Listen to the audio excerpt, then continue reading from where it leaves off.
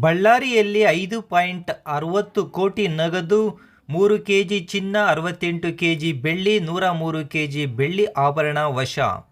ಬಳ್ಳಾರಿ ನಗರದ ಕಂಬಳಿ ಬಜಾರ್ನಲ್ಲಿ ಚುನಾವಣಾ ಅಧಿಕಾರಿಗಳು ಅಕ್ರಮವಾಗಿ ಸಾಗಿಸುತ್ತಿದ್ದ 5 ಕೋಟಿ ನಗದು, ಚಿನ್ನದ ಆಭರಣ ಮತ್ತು ಬೆಳ್ಳಿ ಆಭರಣಗಳನ್ನು ಜಪ್ತಿ ಮಾಡಿಕೊಂಡಿದ್ದಾರೆ.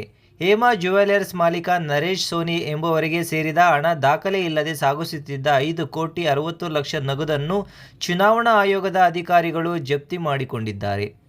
ನಗದು ಮಾತ್ರವಲ್ಲದೆ 3 ಕೆಜಿ ಚಿನ್ನ, 68 ಕೆಜಿ ಬೆಳ್ಳಿ ಗಟ್ಟಿ, 103 ಕೆಜಿ ಬೆಳ್ಳಿ ಆಭರಣಗಳನ್ನು ಅಧಿಕಾರಿಗಳು ವಶಕ್ಕೆ ಪಡೆದುಕೊಂಡಿದ್ದಾರೆ.